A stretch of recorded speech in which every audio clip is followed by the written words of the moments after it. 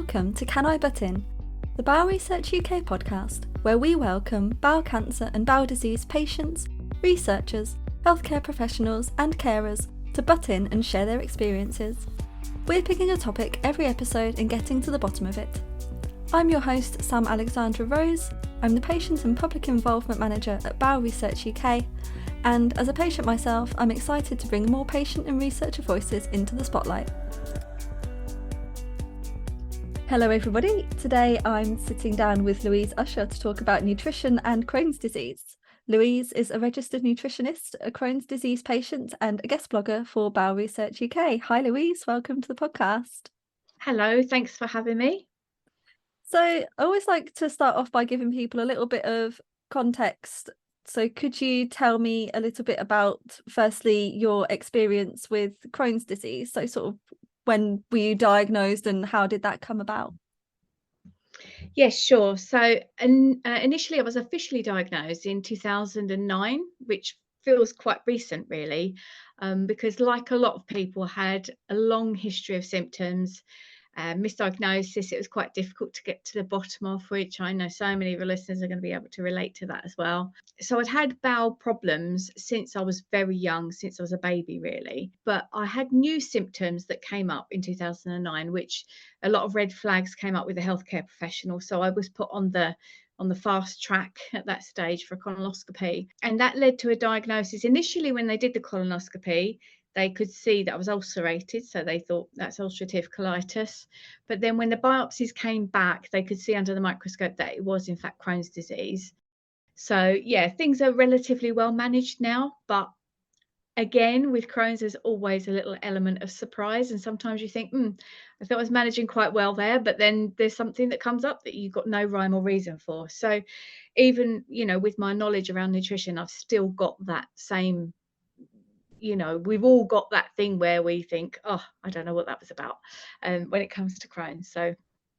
Well, I'm glad to hear that it's mostly well managed at the moment. Is there something in particular that triggers, say, a flare-up? Does it tend to be like certain types of food, or what kind of tips that off? For me, and this is, the more that we talk, you'll see I'm very passionate about the fact that there isn't one rule fits all. In my belief and the research that I've read, everybody's body is so unique and so different to them. And when I'm speaking with patients, I liken it to like a cup almost. So if you've got a cup that you're filling up with a bit of stress, a bit of lack of sleep, a bit of dehydration, and then a trigger food, all those things together might just tip it over the edge to cause a symptom. But yet one of those things on its own, your body could sometimes deal with that okay. So it really is a minefield, to be honest, and I'm really glad that we're doing a lot of important work in the world of nutrition. But my belief is that it's such a holistic thing. And for me, I find I was very responsive when I changed my diet. But I was also diagnosed with celiac around the same time, and that was because I started to really look into the role of diet and lifestyle and what could I do to help myself. I mean, it's funny actually, 2009 to today, I think the clinicians and the healthcare professionals have got quite a different outlook, because at the time I saw a dietitian who spoke about the Eat Well guide, we call it now, it's Eat Well plate at the time, which again is a one rule fits all. And I was advised by my gastroenterologist that only medication or surgery would help. And he said there was absolutely nothing I could do to help myself at all. And I wholeheartedly disagree with that. But I don't think we've got all the answers, because the human body is going to do one thing one day and something else a different day. So, but yeah, for me, I was very responsive to certain types of foods.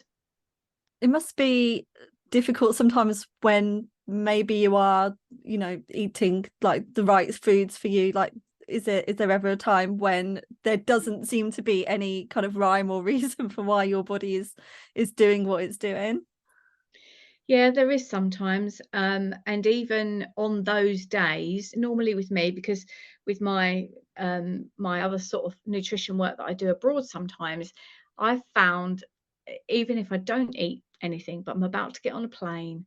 There can be those times when I don't know whether it's, I mean, I'm not particularly afraid of flying, but maybe there's something in the body that's saying, oh, you're upsetting the balance on what's going on here. And when I'm at the airport, that can be the time when, there could be bowel incontinence, for example. So I always now prepare that. But obviously, the first time that happened, I wasn't prepared and I wasn't ready for it. And so yeah, just the same as everybody else. I think, we need to address that Crohn's is definitely one of those things that doesn't matter who you are, what you know, or how you manage your life. Sometimes you're not in control, it's in control. And it's quite important, I think, to sort of lovingly accept that a little bit and just think, well, that's just how it is. I'll do the best that I can do, but I might not always get it perfectly right. If Yeah. that makes sense. I think you probably understand what I mean. Yeah, absolutely. Yeah, and it is definitely good to remember that it's not sort of a one size fits all thing. Yeah, as for the same with a lot of illnesses, I guess like one food that affects somebody might not affect somebody else in the same way. And I love your kind of metaphor of the cup as well, and thinking about how other things can factor in. So food plus potentially stress. I think, did you mention sort of sleep as well? Yeah, it sounds really interesting how all of those different things can factor in. Yeah, definitely. When you look at, for example, blood glucose levels, nothing to do with bowel disease, but that is such a minefield. Again, certain people could eat certain things because if they eat it coupled up with something else, their gut microbiota might be like, oh, I'm fine with that, but then something else could really raise their blood glucose levels. And even with, say, hay fever, for example, so many people get hay fever now, don't they? And the histamine reaction you get with hay fever is very much the same with that cup, and it will get to a level that you'll then react to, get your hay fever symptoms because the cup's full up. Because some of us have had things like, skin prick testing done. I had that done and they said I was allergic to certain things, and to my surprise I was also allergic to my dog. And I thought, well, I wonder Oh if that makes no. sense. Yeah. So times when I don't allow him so much near me is the same times when the trees are in bloom and a typical hay fever time, and it just lowers that histamine, so it stops that cup from filling up and tipping over. And I always use that a lot for people when I say, sometimes you might be able to, and you'll know your own triggers after a certain time, don't you? And you get to the stage where you think, I might be able to have that because I'm at a wedding or it's somebody's birthday. And but yeah, too much of one thing can just tip you over. But the more that you know about your body and yourself and how you're going to react to that and how all these different things affect you, then the better you can manage it. Yeah, absolutely. So, and you're a nutritionist as well. Were you always interested in food, or did your experience of Crohn's kind of impact that decision and that career? Really good question, actually. I'll try and keep this short because it's quite a long-ish story. When I was at school, which was quite a few years ago now, back in the late 1980s, I wanted to be a dietitian because we had, I think it was quite unusual actually then, but at school we had a subject which they called food and nutrition. And it was sort of like the food tech that everybody does at school. It's similar to that, but they put a lot of nutrition in there. And I found that so fascinating that, say, like rickets, for example, you eat a certain thing and then your bones are better. And with scurvy, you eat vitamin C and then your gums are better. And I was like, wow, so what you're putting in your body can actually affect your health. And bear in mind how long ago that was. I was fascinated with that, and asked the question if that's to the advisors at school, is that a job I can do? And they said, oh no, there's no jobs. There's no jobs for being a dietitian. They said, we've only got about 4,000 in the UK, which really put me off because obviously I wanted to do well. I wanted to work. So instead I chose to go down the catering route, and I qualified as a chef to try and, still incorporate food somewhere, and had a lovely career with that. But then about 10 years ago now, I was talking to one of my clients, and she was a mature student going back to university to do psychology. And I thought, oh, I wonder, is it still too late? Which, now that I work at university, I know that that's not the case. There's so many mature students. So I went back and started on my journey to get my degree. So yeah, I've always been interested in it. I always wanted to do it, and much as I thought that had kind of gone and I was doing other things, it did come back, and yeah, it's been really an interesting journey. So yeah, I've loved it. That's really interesting. I always like to hear people's kind of origin stories about how they got to where they are. So that's really interesting. So what does your role as a nutritionist involve, and who do you help? So I've got quite a few different roles with as a nutritionist. I teach human nutrition and health now at the university where I did my undergrad, which I absolutely love. And I really love helping the students with their study skills and their pastoral care. And I'm very much into motivational stuff with them. So, you know, they might have a moment of thinking, this is really heavy science, I can't do it. And I want to show them, yes, you can, you know, if I can, you can, sort of thing. So that's a big part of my role. But I also consult one-to-one, do one-to-one appointments with people who feel they've got some sort of digestive difficulties. Sometimes they're people that have got IBD, sometimes there might be people with IBS, for example, which a lot of people confuse the two. But again, you know, there's a lot of ways that we can help with that. And I work with them to try and find out as well if there's any food triggers. And often there is. So I work with a laboratory who test the patient's blood to see if there's any immune reactions to indicate any sort of food allergies or intolerances. Yeah, often there are. And like I say, with myself, I found out I was celiac, and that was a huge trigger for me because I'd eaten gluten right up until my sort of mid-30s, which really wasn't a good thing. But I also work with hotels and restaurants, highlighting the restaurants and the hotels who offer accessibility, like toilet facilities, for example, those places who've got their menus highlighted with allergens.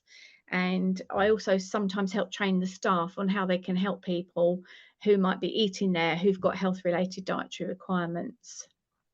Quite a varied role then, actually. It is quite varied, but it's taken a long time to sort of streamline it into my thing and my passions, which then can help lots of other people, which is what I want to do. Because we've come a long way, I think, with all of this, but there's still a little bit of work to do. But yeah, I really do enjoy it, and it's quite varied. Lots of different people you'll be working with. You might be working with a professor one day and with a chef another day, but it does all sort of marry up quite nicely. So yeah, I love that. And does it help you as well as a Crohn's disease patient? Does that, I guess it kind of gives you a bit more of an insight into your illness. How has being a nutritionist helped you in that way? Oh, yeah, massively, hugely. And I think the deeper that my research goes, the more I learn that we don't actually have all of the answers, which I think is really important. And I think anybody that says to you, oh, I know exactly what you need to do, this is it, and then that's going to get rid of your problem. I think that is probably the most important thing to recognize. But yeah, so me learning about nutrition has for me been huge, but I don't think I'm ever going to learn everything to know with my condition or somebody else's. There's just too much to know. So sometimes there's myths out there, or there's things that I use myself as a bit of a guinea pig, like apple cider vinegar gummies, for example. You know, there's a big thing about them and helping with your, you know, with your stomach acid. And I thought, let's give that a try. Let's see if I can feel any different or not. But I also am a believer that sometimes things that you focus on can become a thing. So I'm a little bit mindful of that as well. Like I say, very holistically, the way that I look at it. But yeah, for me, knowing, to be honest, I think the biggest thing that has come out is me knowing which papers to go and find, research papers, which ones to ignore, which ones look credible, because there's always within the research world, you know, I don't necessarily disagree with people looking on Google, but you've got to look at the right thing. Initially, I know when the internet started and all the doctors were saying, don't go on keyboard warrioring.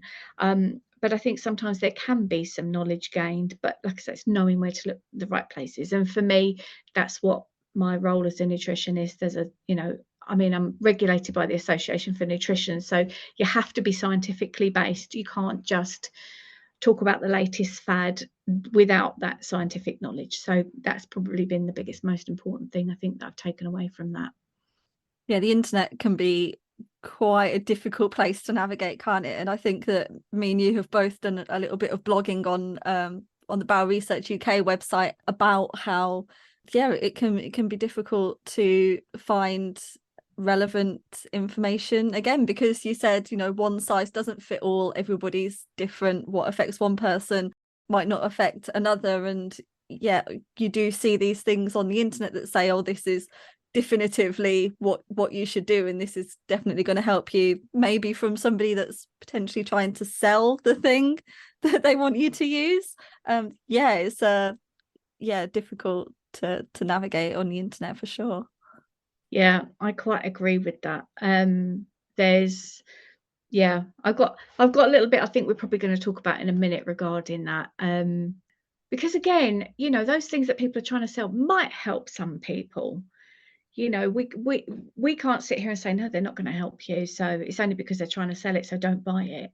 They may, but then they also may not. And is it going to cure Crohn's? We're not there yet, Sam, are we? Unfortunately, we wish we were. But that's, I know, a big mission for Bowel Research UK, isn't it? Let's end it. Let's find a cure.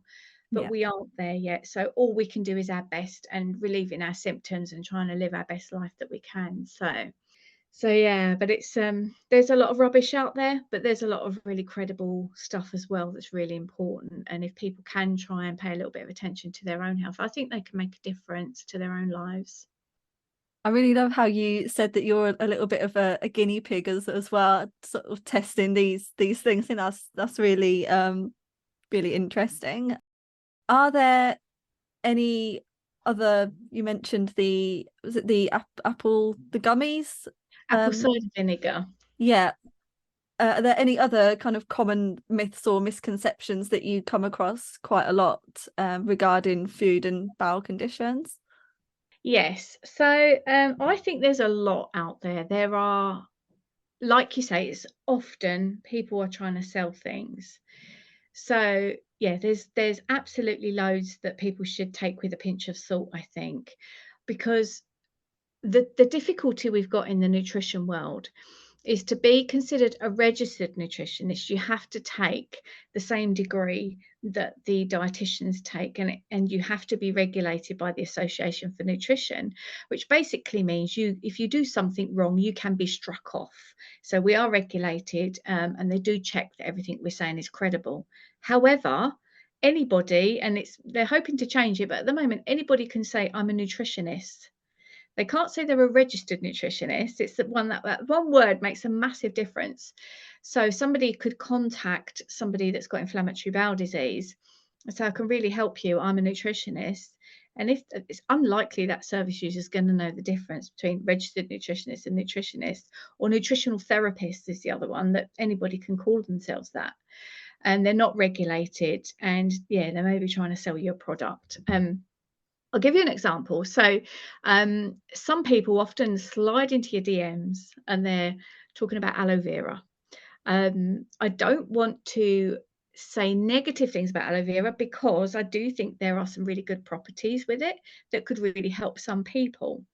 But to contradict itself, they also contain oligosaccharides, which, if you're eating the low FODMAP diet, which is the NHS recommended diet for people that have got gut issues, low FODMAP, you probably know this, Sam, but for the sake of anybody that doesn't, the FODMAP is an acronym and it stands for different things, and the O in that stands for oligosaccharides. So the recommendation is you eat lower amounts of that, and that's present very highly in aloe vera. So where aloe vera might help somebody for something, if you're trying to eat low FODMAP diet, it's not ideal. So that, like I say, with those with gut issues won't necessarily help, but some other people with other health stuff, it may. And I think that it does get bashed around that, oh, this will cure your Crohn's, but it won't. If we're not shouting that we're going to cure it, then it's not there yet. So I know Bowel Research UK, that'd be the first thing. Imagine that day that we flag it up, like we found a cure. How amazing that would be. But definitely food can flare symptoms if it isn't the right food for the body. And I'm sounding quite sketchy with that, but it is the same message all the while. Everybody is different, and certain foods you'll be okay with and certain foods you won't.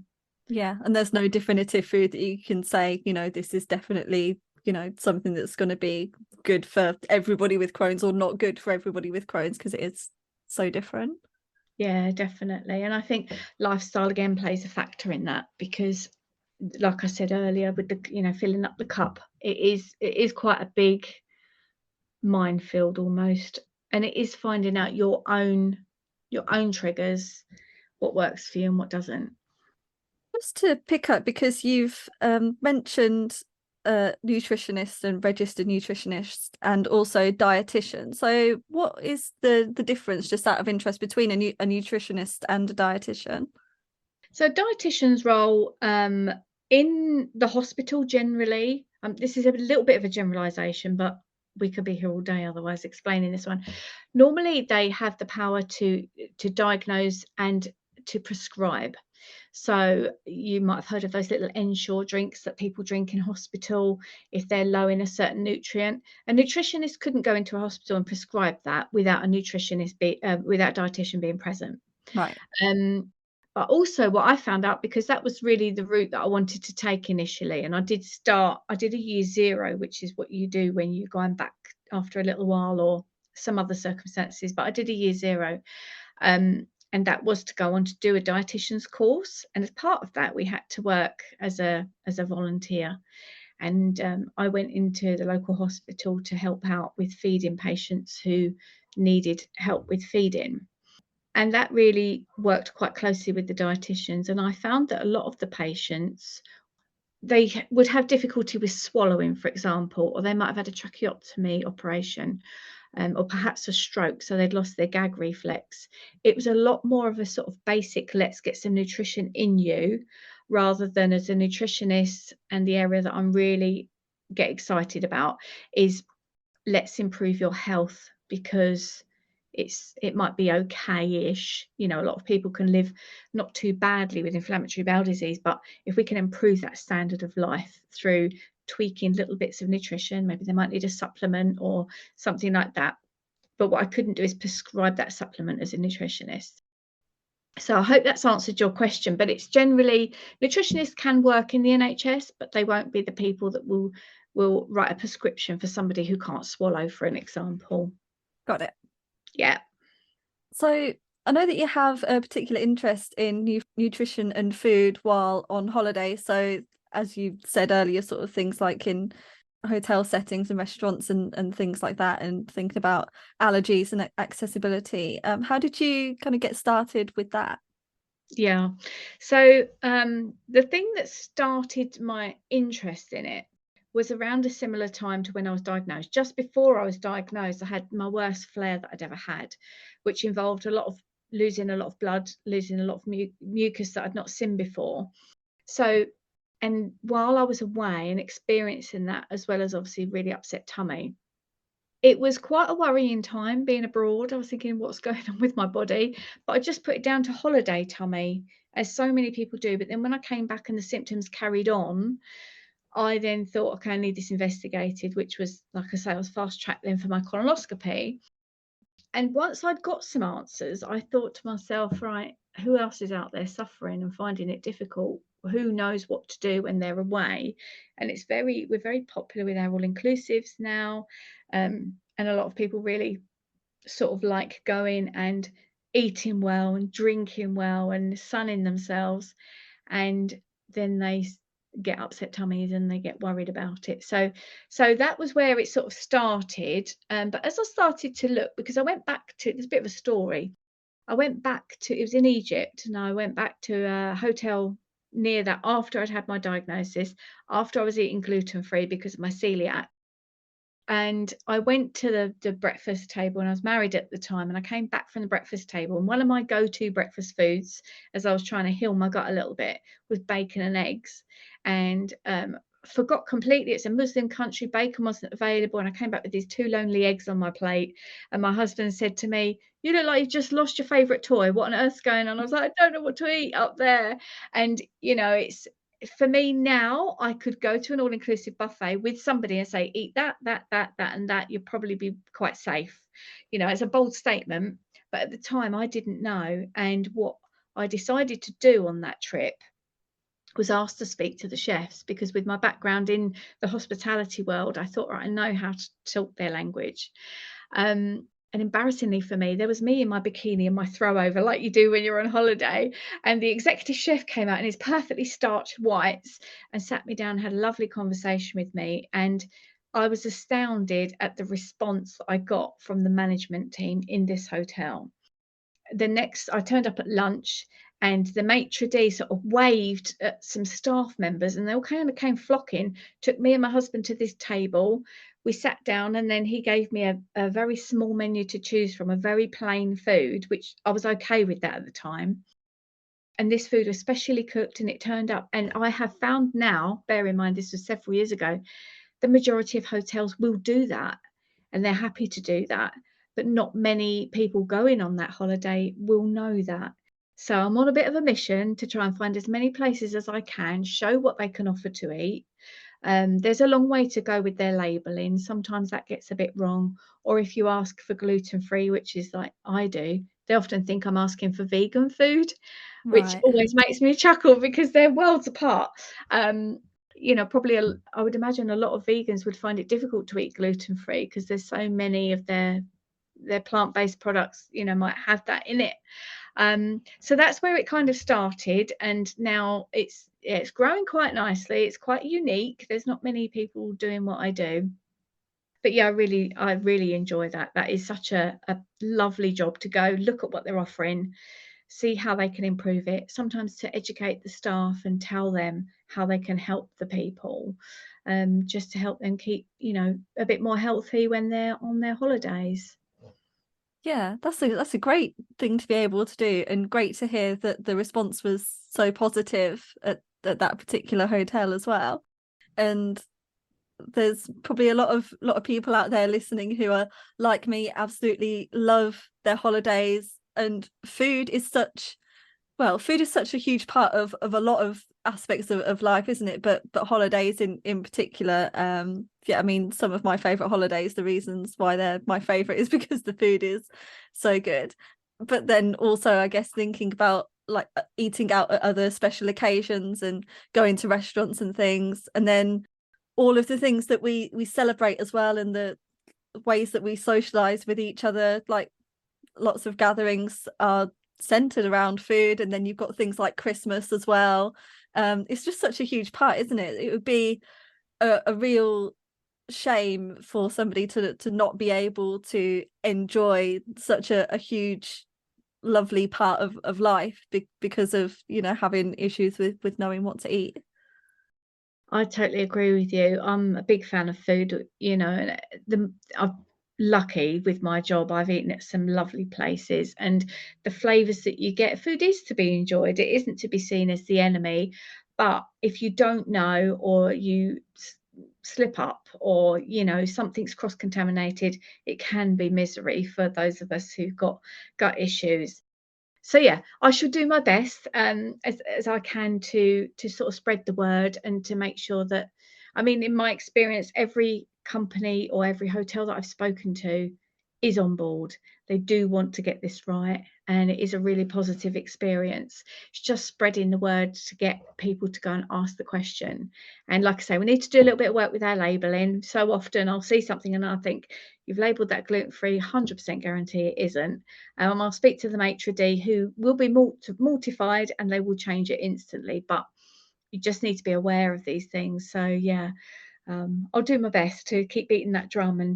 And like you say, holidays as well. I think people work so hard to get to the time off and then get to go and enjoy this. I mean, people are always saying to me, "Oh, you're always traveling," but I'm like, yeah, it is work. It is kind of work, really, but it's very enjoyable work at the same time. And there is normally time to kick my shoes off and go for a little walk along the shoreline, which is lovely. But we should enjoy that time rather than thinking, oh no, but if I go away and then you're going to cause problems with your health. That's not what you want. So what can people be doing to manage their bowel condition while they're on holiday or while they're at a restaurant or something? Is it as simple as asking the question, I have this condition, or I'm looking to eat this particular type of food, like gluten-free, for example, what can you offer me? That is a good question to ask, I think, but as well, not everybody wants to flag that up. So Mhm. I'm a little bit mindful of accessibility with things like that. Someone might not know how to ask it, or they might not want to. They might want to keep that private. So there are things they could do by themselves. If you're talking specifically while they're on holiday, simple things, like I say again, back to this filling up the cup. A lot of the time, anybody, not, we're all subject to getting an upset tummy, whether you've got a bowel condition or not. But if we get dehydrated while we're away, that's a massive one that can cause upset tummy, because what the colon does is it is the thing that takes the water back into your body to form a nice poo, we hope. Um, and if you're not hydrated in the right way, colon's not going to like that, and it's going to cause problems. So yeah, drink plenty of water, not from the tap. And I know that's a really obvious one, but general health, especially in hot countries, you're going to need your water. I take probiotics with me, which don't need to go in the fridge, just as a little extra precaution. I mean, the jury is still out a little bit on how much probiotics help with gut health, but it certainly won't do any harm to take it when you're in another country, because your microbiota does so much for your health. And when you're traveling, it all kind of, even on the aeroplane, for example, the aircon and recycling the air, that'll all change your microbiota. So putting that back in is quite good. Air conditioning as well. This is another one. If you have your air conditioning on at like 18 degrees all through the night, it messes the body up again. So I would say keep it around about 22. If you really need your aircon on while you're sleeping, that's another good one that people can manage that themselves. And also, I find when you're abroad, and this is lots of different countries, trying to get things that are lower in sugar is quite difficult. And I'm quite passionate as well about diabetes type 2. We won't get into that now, but people with diabetes, I think, are really limited because they like to keep their sugars low for obvious reasons. And their options often Diet Coke, milk, or water. So if you also think about a child that's on holiday, then probably not going to really want too much of those. They're going to want the fruit juices that are brightly coloured, that very often the barman will put a little bit of like a mocktail looking thing, and they're so high in sugar and fruit juice, and they'll keep glugging that because it tastes nice, and they'll get an upset tummy because that level of sugar isn't good in the gut. So there's all of those things you can do for yourself, but if you do feel you can speak to the chefs, definitely do that. TripAdvisor is always a really good one to look on. You can read on TripAdvisor about the specific hotel you're going to see if anybody else has had that experience and spoken to the chefs. Facebook groups now as well. I run a few of those for different hotels, not for the hotels, but hotels that I've been to that I found are particularly helpful. You can always go in there and have a little search. And also another thing as well, hygiene. I think since COVID, hygiene at the buffets has been a lot better. But you've got to bear in mind, if you're picking up those tongs, lots of other people may have also picked them up. And if there is a case of, say, gastroenteritis, which is contagious, you don't want to get that, especially if you've got inflammatory bowel disease or any bowel condition or ostomy. You definitely don't want that. So washing your hands is a good one. Try not to drink the pool water or the sea water. So when you're swimming, I mean, it happens sometimes, doesn't it? But goodness knows what that does to the gut inside. So yeah, so that's, I think, what people can do for themselves to try and help look after themselves. That's so much. That sounds like quite a good, amount of stuff that people can proactively do. Thank you for that. That's really good. And then what about on the restaurant side of things then, or hotels and food establishments? What else can they be doing to help people with bowel conditions to look after themselves like that?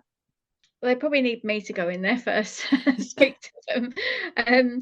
But no, I think labeling up the foods correctly, accurately is really, really important, because a lot of the time that can be a sort of front of house thing, whereas the chefs might have been really careful with I'm using gluten-free a lot as an example, but that's because I eat gluten-free. So they might really prepare that separately, make sure there's not cross-contamination.